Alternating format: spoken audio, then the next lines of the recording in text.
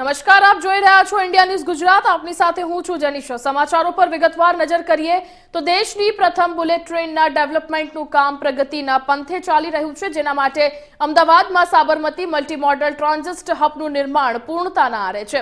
દાંડીકૂચની theme ઉપર આધારિત build-up area માટે બે બિલ્ડિંગ તૈયાર કરવામાં આવી છે કે જે અત્યાધુનિક ટેકનોલોજી અને માળખાકીય સુવિધા સાથે સુસજ્જ છે। સાબરમતીથી જ મુસાફરોને railway station, metro, AMTS, BRTS જેવા તમામ ટ્રાન્સપોર્ટેશનની સુવિધા મળી રહે તેવું આયોજન કરવામાં આવ્યું છે। તમામ ટ્રાન્સપોર્ટેશન એન્ટ્રી એક્ઝિટ એકબીજા સાથે કનેક્ટ કરવામાં આવ્યા છે। Sabarmati multi modal transit hub તેના બે આઇકોનિક ટાવર સાથે આર્કિટેક્ચરલ અજાયબી તરીકે તૈયાર કરવામાં આવ્યું છે। મોડલ ટ્રાન્ઝિટ હબ કુલ 3.6 હેક્ટરનો પ્લોટ વિસ્તારમાં પથરાયેલું છે કે જેમાં 5,79,980 ચોરસ ફૂટનો સુપર બિલ્ડઅપ વિસ્તાર તૈયાર કરવામાં આવ્યો છે। બુલેટ ટ્રેનના પ્રથમ ટર્મિનલ ખાતે 4,36,629 સ્ક્વેર ફીટમાં ઓટોમેટેડ પાર્કિંગ સુવિધા પણ તૈયાર કરવામાં આવી છે। मोदी का जो बुलेट ट्रेन का जो सपना है वो कहीं ना कहीं अब साकार होता हुआ नजर आ रहा है। अगर बात करें तो बुलेट ट्रेन अहमदाबाद से मुंबई के बीच दौड़ने वाली है, जो महज 2 घंटे और 7 मिनट के अंदर जो है जो ट्रेन है वो अहमदाबाद से मुंबई जो है वो यात्रियों को पहुंचाएगी। अब बात करें तो ये इसका जो टर्मिनल है, सबसे जो भारत का सबसे प्रथम टर्मिनल है वो यहाँ पर अहमदाबाद के साबरमती में बनकर जो है वो तैयार हो चुका है। आप देख सकते हैं ये उसका जो फुटवे जो ब्रिज है, आपको पहले तौर से दिखाना चाहूंगा कि जहां से ये स्टार्टिंग हो रही है, ये देखिए जहां ये फुट ओवर जो इसका ब्रिज है, यहां से ये जो स्टेशन है, टर्मिनल है, वो स्टार्ट हो रहा है। और यहां पर इसको इस हिसाब से बनाया गया है कि सभी यात्रियों को किसी भी प्रकार की दिक्कतों का सामना न करना पड़े। अगर आप देख सकते हैं, अगर नॉर्थ गुजरात की तरफ से अगर कोई भी यात्रीगण अगर यहाँ पर आ रहा है तो यहाँ पर वो उतरेगा। यहाँ पर बीआरटीएस जो स्टेशन आप मेरे बिल्कुल सामने की तरफ जो देख रहे हो, यहाँ पर यात्रीगण जो है वो यहाँ पर उतरेगा। यहाँ से सीधा फुट ओवर ब्रिज स्टार्ट होता है, उसके ऊपर स्टार्ट होगा, फुट ओवर ब्रिज के ऊपर यात्रीगण जो है वो चढ़ जाएंगे। इसके बाद आप देख सकते हैं कि पीछे की तरफ जो ये टर्मिनल जो है, जो बुलेट ट्रेन का प्रथम जो टर्मिनल है वो बनकर पूर्ण रूप से जो है वो तैयार हो चुका है। ये फुट ओवर ब्रिज बहुत ही लाजवाबी तरह से जो है वो बनाया गया है, बहुत ही सुंदर बनाया गया है। साथ ही साथ अगर बात करें इस पूरे टर्मिनल की, तो इसको दांडी के थीम के ऊपर जो है इसको कहीं ना कहीं बनाया गया है। रात के अंधेरे में अगर बात करें तो जिस तरह से इसकी लाइटिंग की गई है, काफी सुसज्जित ये रात के अंधकार में जो है वो दिखाई देता है। साथ ही साथ अगर इसकी बात करें तो जैसे आपने वो फुट ओवर ब्रिज जो देखा था वो सीधा इसके अंदर जा रहा है। ये भारतीय रेलवे आप देख सकते हैं, यहाँ पर बोर्ड भी जो है वो भारतीय रेलवे का यहाँ पर मारा हुआ है।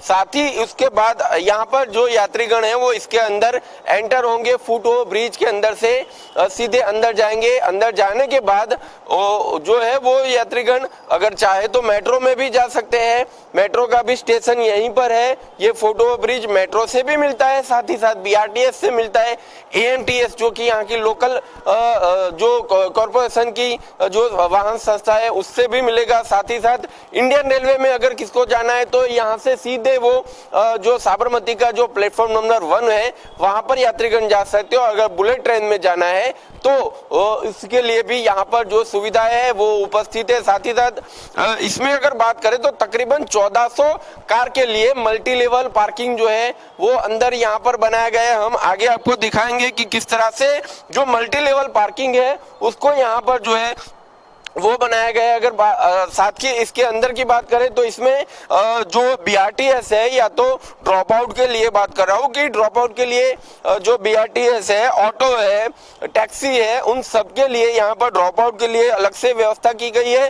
साथ ही अगर कोई यहाँ से ट्रैवल कर रहा है, अपनी खुद की निजी कार लेकर आ रहा है, तो उसके लिए मल्टी लेवल पार्किंग जिस तरह से मैंने बताया कि बेसमेंट 2 है, बेसमेंट 1 है, और साथ ही साथ 1 और 2 फ्लोर तक इसका जो पार्किंग है वो यहाँ पर फैला हुआ है।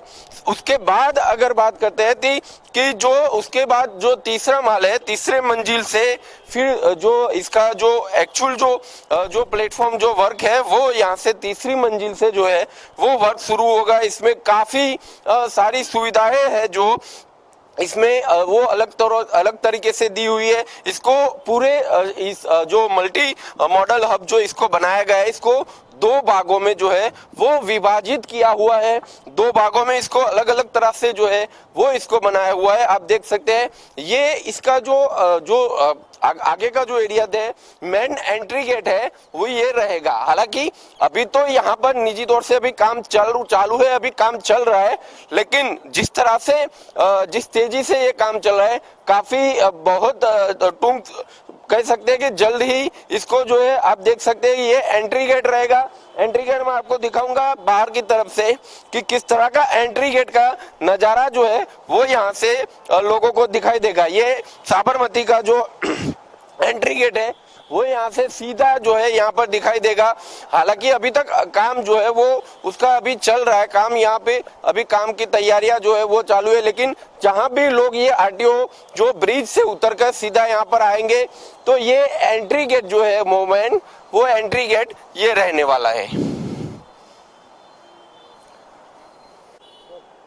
बहुत ही सुंदर ये बुलेट ट्रेन का जो टर्मिनल हब जो यहाँ पर अहमदाबाद के अंदर बना है, वो आप देख सकते हैं कि किस तरह का जो नजारा है वो यहाँ पर लोगों को है जो किस तरह से दिखाई देगा। आपको मैं इसकी प्रथम झलक जो है वो यहाँ से दिखाने का प्रयत्न जो है कैमरा पर्सन से कहूंगा कि आपको दिखाए। आप देख सकते हैं दूर से काफी अलौकिक नजारा जो है वो अहमदाबाद जो बुलेट ट्रेन का जो प्रथम जो स्टेशन जो यहाँ पर बन रहा है उसका जो जिस तरह से जो अश्विनी वैष्णव रेल मंत्री है उन्होंने जो रात का जो एक जो वीडियो जो वायरल किया था, काफी तेजी से जो वीडियो वायरल हो रहा है, उसी जगह पर अभी इंडिया न्यूज की जो टीम है वो यहाँ पर उपस्थित है। हम यहाँ पर देख रहे हैं कि काफी तेजी से जो काम है बुलेट ट्रेन का वो यहाँ पर चल रहा है। साथ ही साथ इसको काफी अद्भुत तरीके से जो है यहाँ पर बनाया गया है कि इसमें 5 ट्रांसपोर्ट जो है एक साथ किस तरह से इसमें अटैच है वो मैं आपको दिखाना चाहूंगा। जैसे कि बताया था कि अभी जो फुटओवर ब्रिज था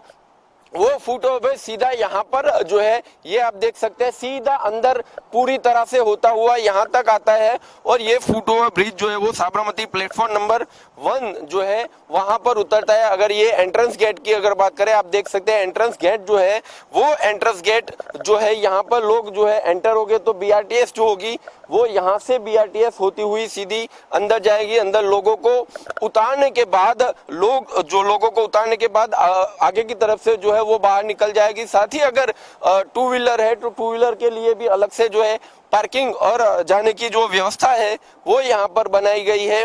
और साथ ही ऑटो और जो टैक्सी है वो उनको यहाँ पर जाने के बाद उनका जो मल्टी लेवल पार्किंग, जिस तरह से मैंने बताया 1400 कारों का जो मल्टी लेवल पार्किंग है वो यहाँ पर इस जो बिल्डिंग के अंदर जो है वो बनाया गया है। अब देखते हैं अंदर किस तरह से इसका नजारा जो है वो लगता है, अंदर से आपको दिखाएंगे। સમાચારમાં આગળ વધીએ તો બનાસકાંઠા જિલ્લા કલેક્ટર અને શ્રી આરાસુરી અંબાજી માતા દેવસ્થાન ટ્રસ્ટના અધ્યક્ષના હસ્તે યાત્રાધામ અંબાજીની નવીન વેબસાઇટનું બીટા વર્ઝન આજે લોન્ચ કરવામાં આવ્યું। આરાસુરી અંબાજી માતા દેવસ્થાન ટ્રસ્ટના અધ્યક્ષના સંપૂર્ણ માર્ગદર્શન અને ભવિષ્યલક્ષી વિઝન મુજબ નવી જે છે આજે વેબસાઇટ લોન્ચ કરવામાં આવી છે। અંબાજીની નવીન વેબસાઇટ થકી વિશ્વભરમાં વસતા માઈ ભક્તો ઘરે બેઠા માતાજીના દર્શન, આરતી, પૂનમ અને ભાદરવી પૂનમના મેળા સહિતના પ્રસંગો નિહાળી શકશે। ધર્મ, સંસ્કૃતિ અને ટેકનોલોજીના સમન્વય થકી યાત્રાધામ અંબાજીનો વિકાસ થાય અને વિશ્વભરમાં વસતા માં અંબેના ભક્તોને તમામ સુવિધાઓ પ્રાપ્ત થાય અને ઘરે બેઠા ટેકનોલોજીના માધ્યમથી જોડાઈ રહે તેવા અથાગ પ્રયત્નો અને સુવિધાઓ અંબાજી મંદિર ટ્રસ્ટ દ્વારા પૂરી પાડવામાં આવી રહી છે।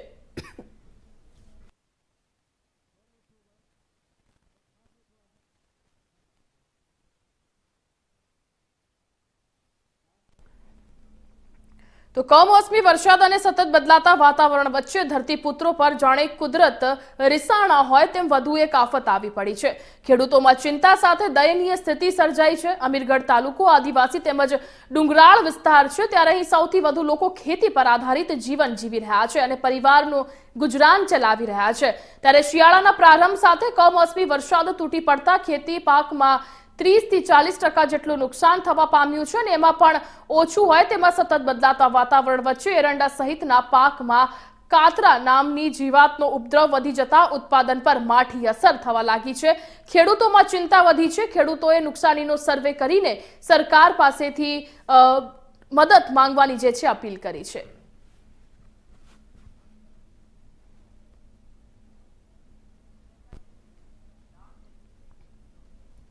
જામનગર જિલ્લામાં મોટા પ્રમાણમાં ડુંગળીનું ઉત્પાદન થાય છે, ત્યારે ડુંગળીના નિકાસનો પ્રતિબંધ હટાવવા માંગ કરવામાં આવી છે।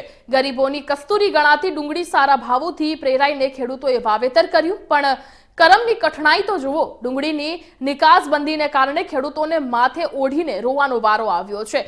ખેડૂતોની દશા કફોડી બની છે, ત્યારે ડુંગળીના ઢગલે ને ઢગલા ખેતરવાડીમાં પડ્યા છે। યાર્ડમાં ડુંગળીની હરાજી નિકાસબંધીને કારણે ઠપ થઈ જતા ખેડૂતો તો જાય ક્યાં જેવો ઘાટ ઘડાયો છે। અને જામનગર તાલુકાના મોટી માટલી ગામના ખેડૂતો જેવો ડુંગળીના પાકને લઈને પરેશાન થયા છે અને પોતાની ડુંગળી વેચવા માટે તૈયાર નથી।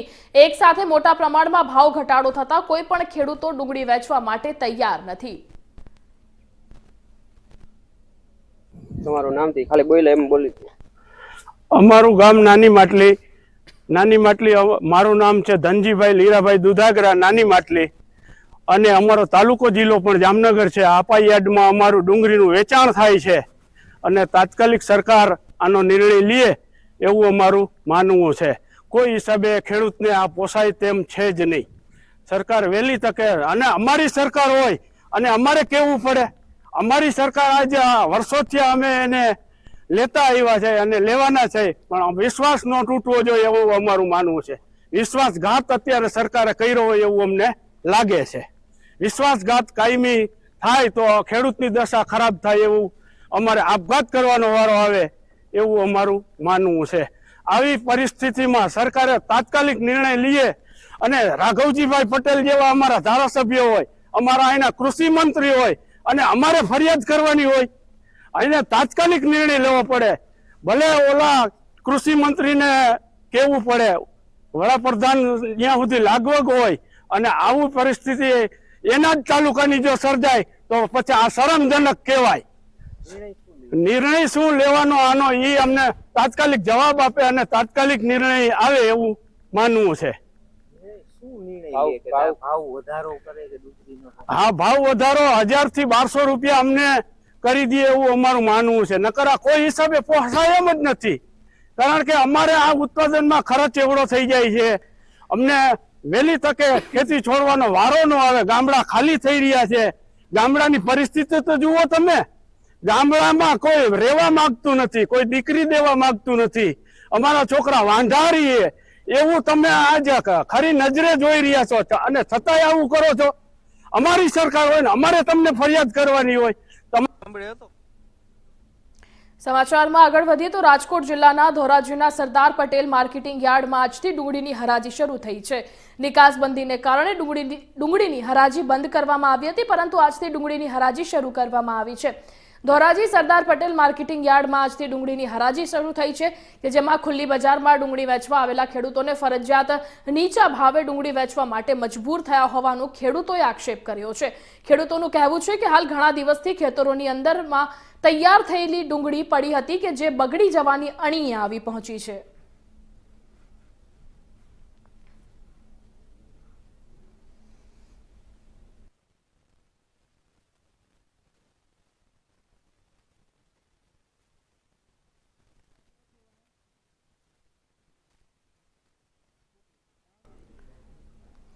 જેટકો વીજ હેલ્પરની પરીક્ષામાં ધોરાજીના યુવાનને થયેલા અન્યાયનો મામલો સામે આવ્યો છે। સંકેત મકવાણા નામના યુવાને જેટકો દ્વારા લેવાયેલ ઇલેક્ટ્રિક આસિસ્ટન્ટની પરીક્ષામાં અન્યાય થયો હોવાનો આક્ષેપ લગાવ્યો છે। જૂનાગઢ સર્કલ ઓફિસમાં અન્યાય મુદ્દે રજૂઆત કર્યા બાદ કોઈ નિરાકરણ ન આવતા યુવાનમાં આક્રોશ જોવા મળ્યો। યુવાને યોગ્ય ન્યાયની માંગ સાથે આવેદનપત્ર આપ્યું છે। સંકેત મકવાણા નામના યુવાને એમના લોહીથી આવેદનપત્ર લખીને ધોરાજી ડેપ્યુટી કલેક્ટરને આપ્યું છે। જેટકો દ્વારા વીજ હેલ્પની પરીક્ષામાં વીજ પોલ ટેસ્ટમાં યુવાનને અન્યાય થયા હોવાનો તેને આક્ષેપ લગાવ્યો છે।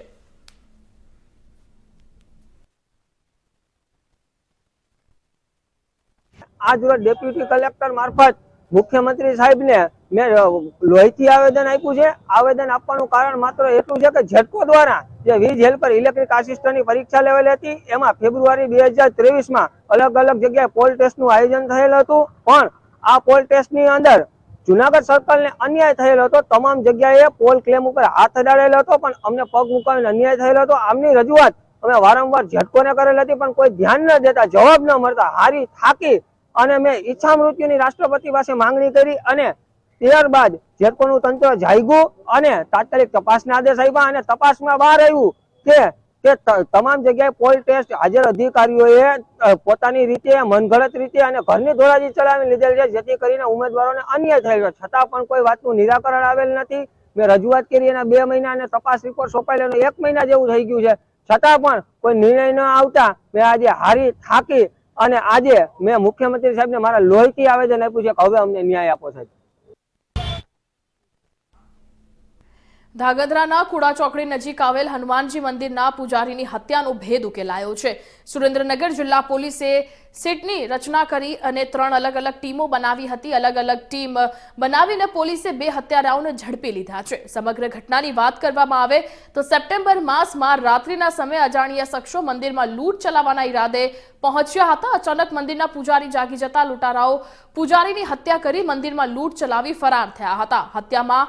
બનાવમાં કુલ 4 શખ્સો હોવાની પોલીસે આશંકા વ્યક્ત કરી હતી, કે જે બાદ અલગ અલગ ટીમ બનાવીને પોલીસે 2 હત્યારાઓને ઝડપી પાડીને આગળની વધુ કાર્યવાહી હાથ ધરી છે. ધાંગધ્રામાં એક પૂજારીની હત્યા થઈ હતી. તારીખ 28 સપ્ટેમ્બરની રાત્રે અને 29 સપ્ટેમ્બરની વહેલી સવારે 1 થી 2 ના સમયગાળાની અંદર બાલા હનુમાનજી મંદિર ના પૂજારી અને એમના એક સેવક રાત્રે ત્યાં હાજર હતા. રાત્રે લગભગ 4 જેવા ઈસમો કે જેઓ ગુજરાતી અને હિન્દી મિશ્રિત ભાષા બોલતા હતા, એમણે જે પૂજારીજી છે એમને બોથડ પદાર્થ વડે માથામાં માર મારી અને જે ફરિયાદી જે છે એમને ઈજાગ્રસ્ત કરી અને મંદિરની અંદરથી પૂજારીનો એક મોબાઈલ, 2 ચાંદીની વીંટી અને 1 ચાંદીનું કડું, આટલી વસ્તુની લૂંટ કરી અને પૂજારીને જે ઈજાઓ થઈ હતી એના કારણે એમનું મૃત્યુ નિપજાવી અને ફરાર થઈ ગયેલા હતા. આ બનાવ બહુ ગંભીર પ્રકારનો બનાવ હતો કે આ બનાવની અંદર આસપાસના વિસ્તારમાં મંદિરને કવર કરે એવા સીસીટીવી કેમેરાઓ પણ નહીં હતા, કોઈ નજરે જોનાર સાહેદો પણ નહીં હતા.